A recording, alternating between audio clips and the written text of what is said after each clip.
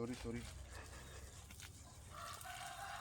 Ay mga ka-wonder, magandang araw sa lahat. For today's video, anong araw ngayon? Sunday.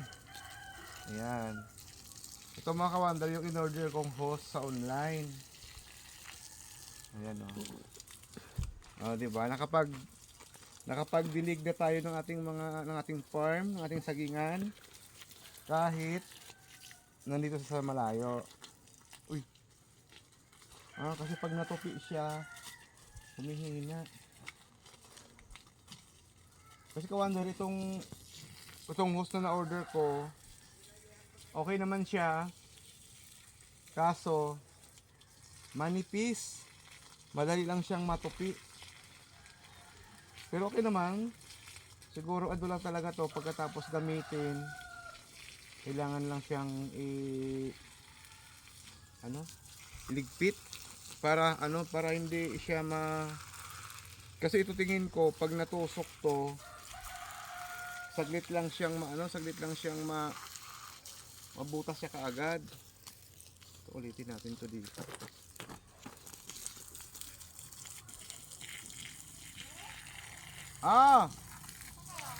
Nagdidilig. Ayan, shout out kay Wonder Mommy. Ito mga ka-wonder, baka bukas, kasi kung makikita nyo marami siya mga damo. Ayan, tatanggalan ko to siya ng damo. Ngayon, dilig muna tayo ngayon. Kailangan basain natin yung lupa.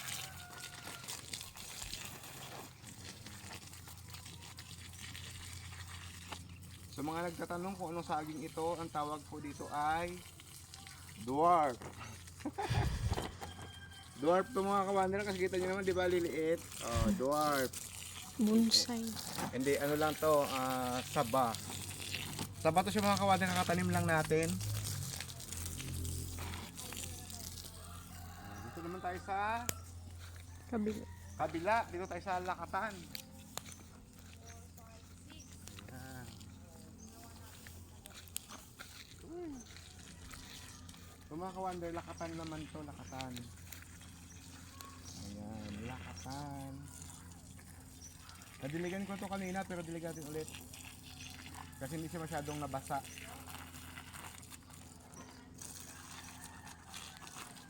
Ayan, o diba?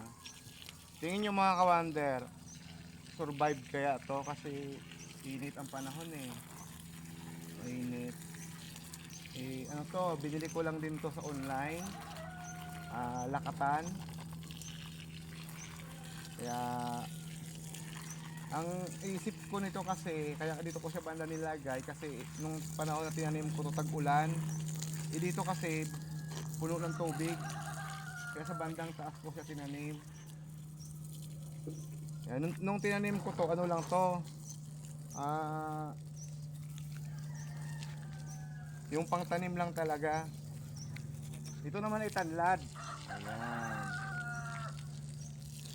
Tanlad to mga ka-wonder. Kaya kailangan na natin siyang basain para yung ugat niya. Kasi kakatanim ko lang to ngayon. Ayan, kakatanim ko lang to ngayon. Kailangan natin siyang basain para yung ugat niya kumakapit sa lupa. At ayun naman yung aking susunod, yung ating, ano yan? Latundan. Mga latundan yan sila mga ka-wonder.